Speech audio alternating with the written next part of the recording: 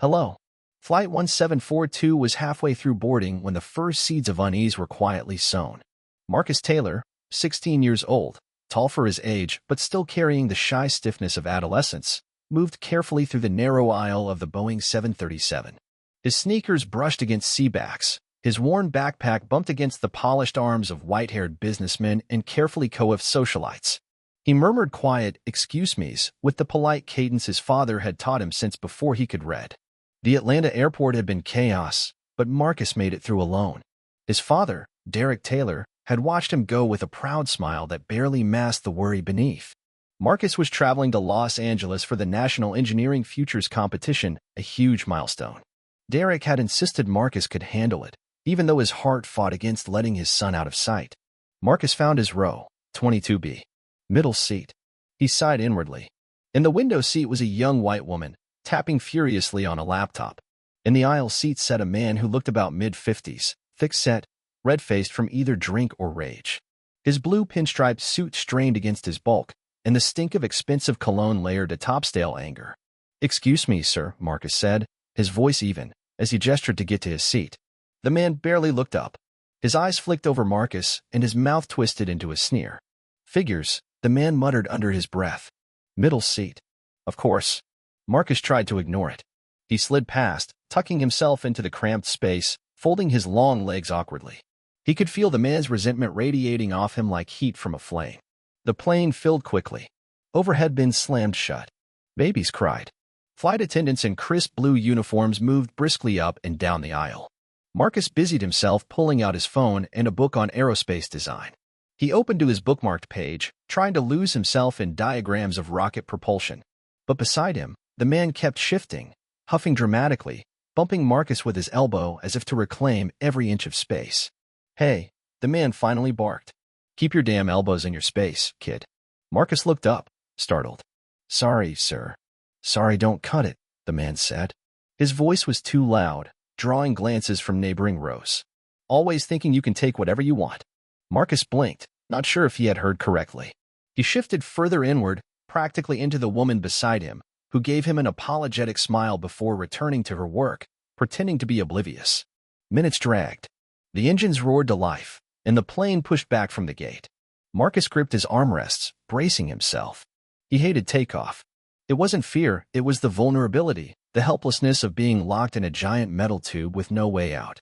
The man beside him muttered under his breath again, loud enough for Marcus to catch it. No respect. Never any damn respect.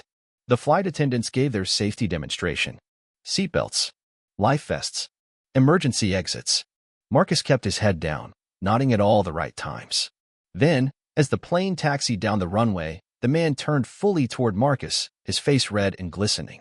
"You listen to me, boy," he hissed, the word boy sharp like a slap itself. "You don't move.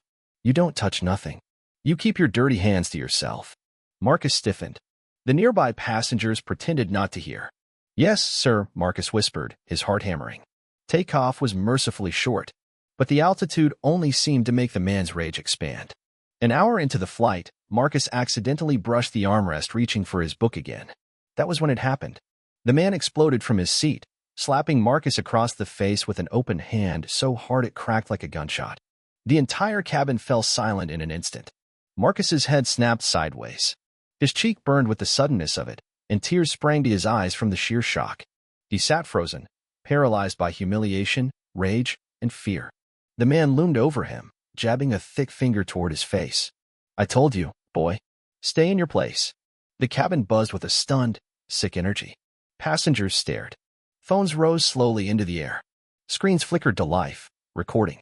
Marcus's breath came in short, panicked bursts. A flight attendant rushed down the aisle, voice high and panicked. Sir, you need to sit down." The man turned on her, waving a dismissive hand. "Mind your damn business," he barked. "These people," and he spat the word, "don't know how to act civilized." The woman shrank back, unsure. For 3 unbearable heartbeats, no one moved. Then, from 7 rows back, a man stood. He looked utterly unremarkable, mid-60s, wiry, dressed in plain khakis and a navy sweatshirt. A baseball cap shadowed his face. Yet when he stepped into the aisle, something about his posture, the set of his shoulders, made people pay attention. "That's enough," the man said. His voice was steady, carrying in the strange stillness. The red-faced attacker sneered. "Sit down, old man. This ain't your business." But the older man only moved closer. Passengers leaned into the aisles, holding their breath. The man reached up, tugged off his baseball cap, revealing close-cropped gray hair and piercing steel-gray eyes. He looked first at Marcus, at the welt blooming on the boy's cheek, then at the man who had hit him. "You just made the worst mistake of your life," the older man said. He paused, letting the words hang, letting the weight of them settle. "You just laid hands on the son of Derek Taylor." The red-faced man blinked, confusion dulling his anger. The older man smiled thinly. "Director of Delta Airlines." A gasp rippled through the cabin. Marcus's abuser took a half-step back, the blood draining from his face. And Derek Taylor, sitting 7 rows behind, slowly stood. His eyes were not kind. Not anymore. The game had just changed. And it was only the beginning. The cabin of Flight 1742 held its breath. Derek Taylor stood with measured calm, but his presence alone seemed to make the overhead lights dim. His dark tailored suit, sharp despite the long flight, was a stark contrast to the casual travelers around him. The passengers, now realizing exactly who he was, turned their stares from Marcus's abuser to Derek himself. You lying," the man stammered, his voice cracking. He waved a sweaty hand dismissively. "Ain't no way some big shot runs around sitting back in economy with, he caught himself, but the ugliness was already there, leaking out between his clenched teeth. Derek moved forward, slow and deliberate, parting the narrow aisle with the force of his presence. His voice was low, but every syllable snapped like a taut wire. "You touch my son," Derek said, on a Delta flight. In view of hundreds of witnesses. In the middle of recorded video. The man, Warren Caldwell, as the name tag clipped to his designer laptop bag revealed, took another step back, bumping into the drink cart now abandoned by the trembling flight attendant. "It ain't my fault," Warren barked, face growing redder. "Y'all think you can do whatever you damn please. Sitting wherever you like. Acting like you belong where you don't." Whispers slithered down the cabin. Phones were still held aloft, trembling slightly, recording every second. "My son," Derek said, voice steady, "belongs wherever he chooses to be." Marcus, still frozen in his seat, stared up at his father with something close to awe. Warren's eyes darted from side to side, searching for an ally, but finding none. The woman in the window seat closed her laptop and folded her arms tight across her chest. Across the aisle, an elderly couple leaned away from him like he carried a contagious disease. But Warren wasn't finished.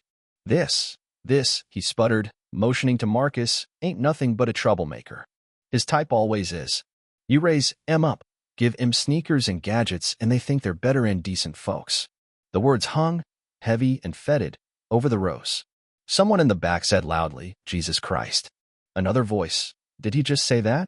Warren twisted, sensing the crowd turning hostile, but he doubled down. "I got rights. I paid for my seat. I don't gotta sit next to no thug. No welfare baby. No damn punk thinking he owns the place." A murmur of disgust rippled through the cabin. The lead flight attendant, a thin woman with dark hair tied back in a severe bun, appeared suddenly. Her face was pale. "Sir, you need to return to your seat immediately," she said, voice shaking, "or we'll be forced to divert the flight." "I ain't moving," Warren bellowed, his southern twang growing thicker with rage. "I'm a paying customer. I know my rights." Derek took one more step forward, until he was nearly chest to chest with Warren. "You know nothing about rights," Derek said quietly. "But you're about to learn about consequences." Warren opened his mouth to respond, but before he could unleash another torrent of hatred, Derek shifted his gaze to the flight attendant. "I am requesting immediate intervention," Derek said formally. "Under Delta's anti-harassment and passenger protection policies. Section 4.12. The flight attendant blinked, recognizing both the authority in his tone and the regulation he cited. "Why, yes, sir." Derek looked back at Warren, his voice a steel trap. "You'll be removed. You will never fly Delta again. You will be blacklisted from every major carrier that partners with us." Warren laughed, a raw, desperate bark. "You think you can do that?" "You can't do that." Derek's smile was slow, cold. "I already have." He pulled out his phone, a sleek model with the Delta Airlines corporate seal etched subtly on the back, and began tapping rapidly. 30 seconds later, the pilot's voice came over the intercom. "Ladies and gentlemen, this is Captain Rivera. Due to a disruptive passenger, we will be making an unscheduled landing at Dallas-Fort Worth International Airport. Please remain seated." A collective gasp swept through the cabin. Warren Caldwell went pale. No, no, you can't. The older man who had first stood up earlier, a Vietnam veteran named Michael, who had spent the past few minutes recording everything, spoke up now, loudly enough for half the cabin to hear. Man assaulted a kid. Y'all saw it. A dozen heads nodded. Derek bent low, so that only Warren could hear his next words. When we land, the police will be waiting. You'll be arrested. We'll press charges. And I will make it my personal business to ensure you never see the inside of another plane again, unless it's in handcuffs. Warren shook his head violently, backing up against the cart. You're a liar. This is reverse racism. I'm the victim here. He's the thug. Another passenger stood. A woman in her 20s, brown-skinned, her curly hair bouncing as she shouted, We all saw what you did.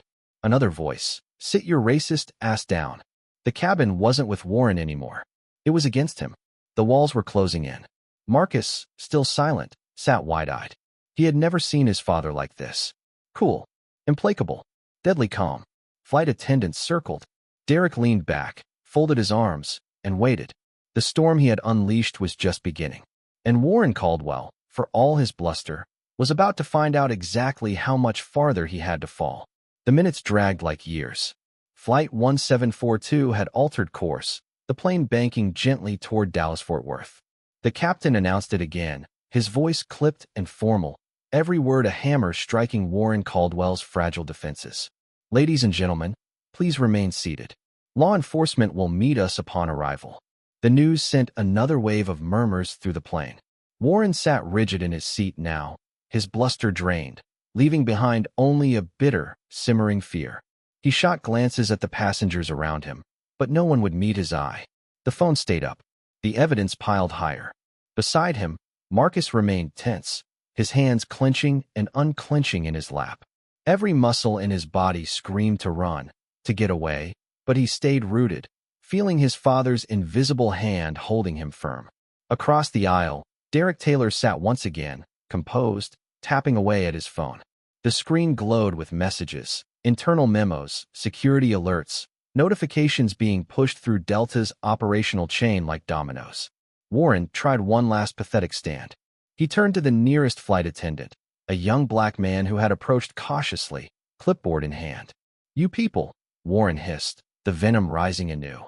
Think you own everything now, huh? Just cause someone made you a mascot for diversity. You think you can lord it over real Americans.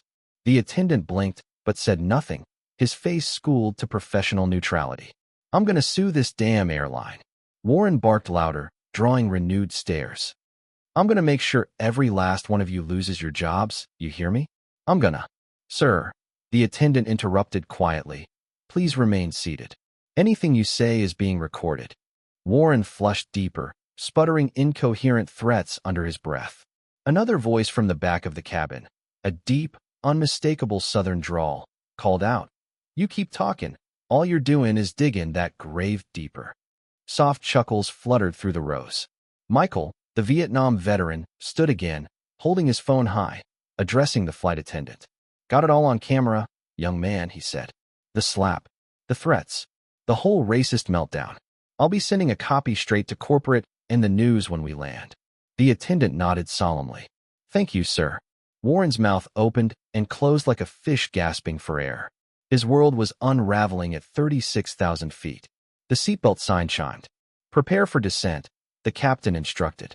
Marcus pressed his forehead against the window, blinking fast against the sting behind his eyes.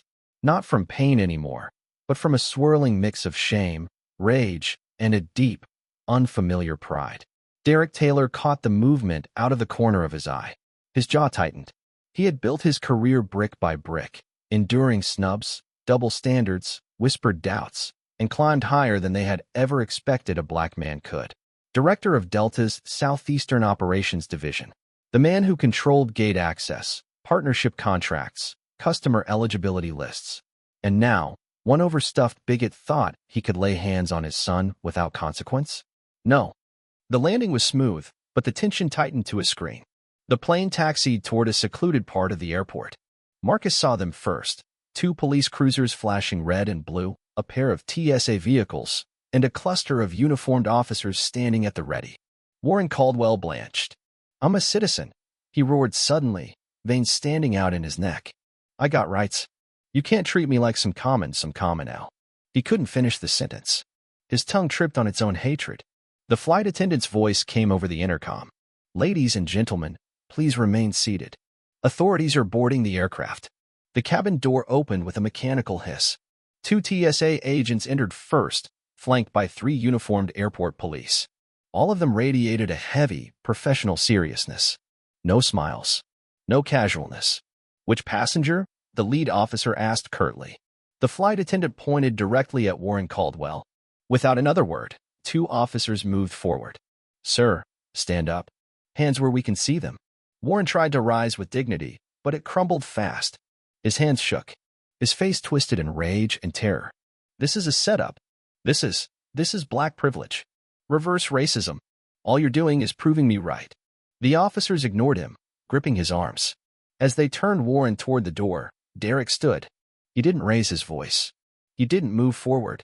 He just spoke. Your boarding privileges with Delta and its partners are revoked effective immediately, Derek said coolly. Your platinum status is stripped. You will be trespassed from all Delta property nationwide. Warren's mouth fell open. You can't. You earned it, Derek said simply. The officers walked him up the aisle. Passengers leaned back as he passed, as if recoiling from a foul smell. Some whispered. Some filmed. Some simply watched, eyes wide, taking in the rare spectacle of instant justice.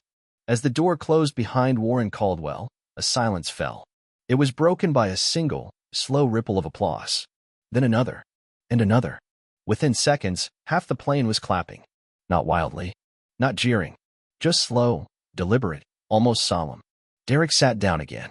Marcus turned to him, blinking. Dad. Derek placed a hand on his son's shoulder. It's not over, he said.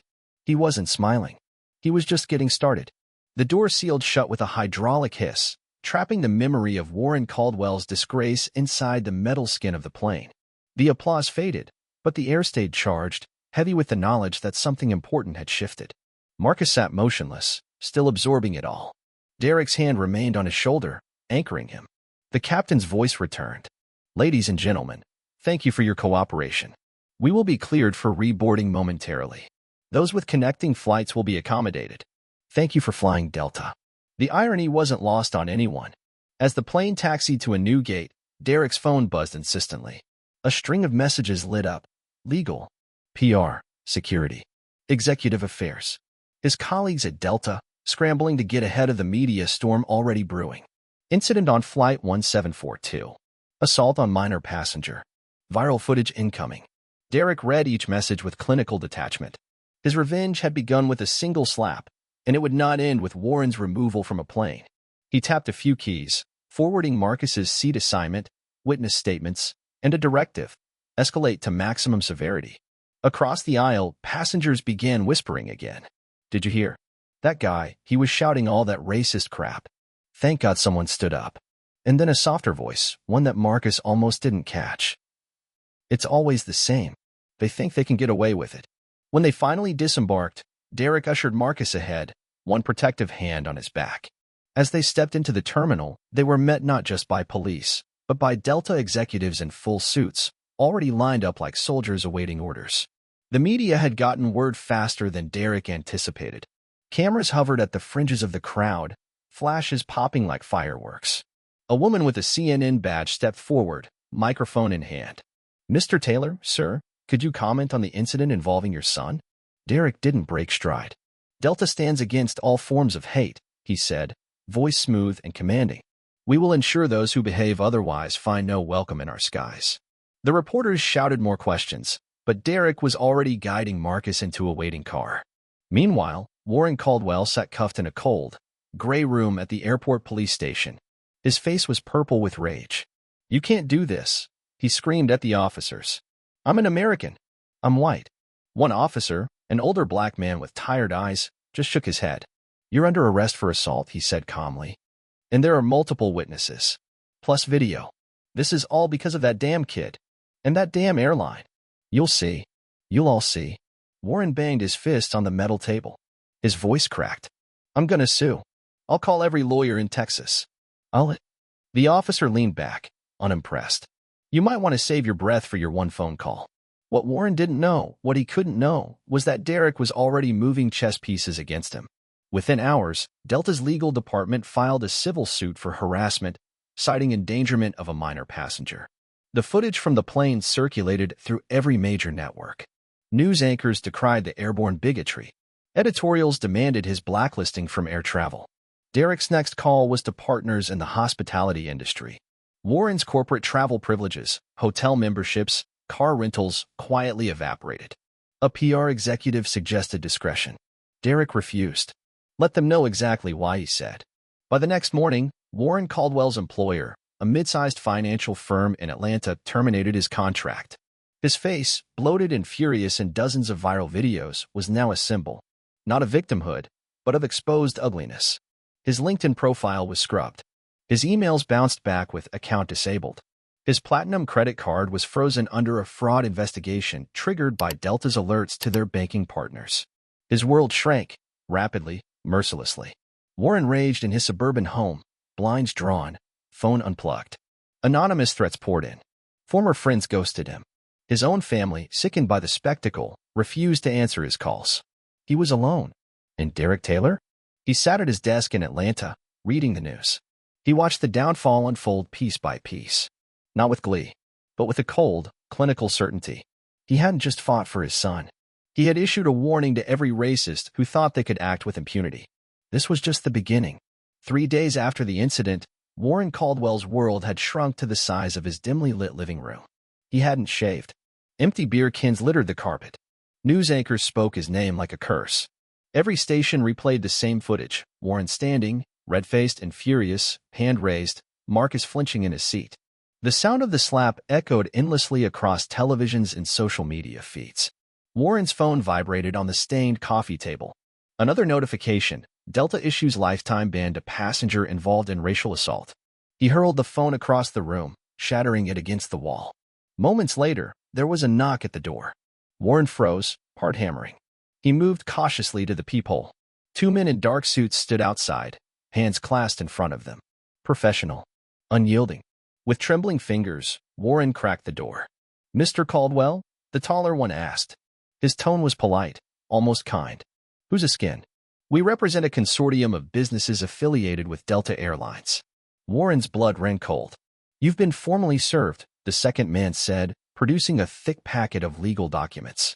Warren barely registered their words as they continued explaining the nature of the lawsuits: harassment, assault, damages to Delta's brand, emotional distress inflicted on a minor. Each page was a nail in the coffin of his former life. They left without fanfare, leaving Warren clutching the sheaf of papers with shaking hands. Minutes later, a neighbor, one who had always nodded politely before, walked by his house and spat in his direction. Across town, Derek Taylor sat with Marcus in a quiet diner. Marcus stared at his untouched plate. His voice was small. "Dad, was all this necessary?" Derek leaned forward, his eyes grave. "Son, there are 2 ways to fight back. You can swing wildly, waste your energy, and get nowhere. Or you can build your case, your strength, piece by piece, until the walls they built to trap you collapse around them." Marcus hesitated. "But he's ruined." Derek's expression softened, but only slightly. "He ruined himself the moment he decided my son was less human than him. I just made sure the world saw it." Outside the diner, the day was bright, almost painfully so. Life went on. People laughed, walked dogs, drank coffee. But something had shifted beneath the surface, not just for Marcus, not just for Derek, but for everyone who had witnessed what happened at 36,000 feet. The message was clear now. Hatred no longer traveled unchecked. Bigotry was not a private indulgence. It had consequences that could not be outrun. And somewhere, in 1,000 other hearts, Derek Taylor knew seeds had been planted. Seeds of courage, of defiance, of quiet, righteous fury. In the final humiliation, Warren Caldwell's name was added to the no-fly list, usually reserved for terror threats. It was a bureaucratic maneuver, but one Derek had pushed through with relentless precision. When Warren tried to book a Greyhound bus ticket weeks later, a fellow passenger recognized him, recorded him, and posted the video online. The caption read, "Racist Warren Caldwell now can't even ride the bus without shame." His face became a meme. His name a cautionary tale. Months later, In a modest auditorium packed with students, Marcus Taylor stepped onto a stage. He wore a simple suit. His voice shook at first but grew stronger. "Some people tried to make me feel small," he said into the microphone. "Tried to tell me I didn't belong. But I'm still here. And I'm not going anywhere." The applause that followed wasn't polite. It was thunderous. In the front row, Derek sat quietly, pride radiating from him like sunlight. Warren Caldwell had thought he could define a young black man's worth with one act of violence. Instead, he had written the first chapter of Marcus's triumph. And Derek Taylor, patient, strategic, unyielding, had ensured that every slap, every sneer, every word of hate would echo back, amplified, exposed, and powerless. Flight 1742 had been just the beginning. The fight for dignity would continue. And the Taylors would meet it, unbowed. Stories like this remind us that injustice can happen anywhere, but so can courage, dignity, and change. Every voice raised against hatred makes a difference. If this story left an impact on you, share your thoughts in the comments and leave a like to help these stories reach more people. See you later.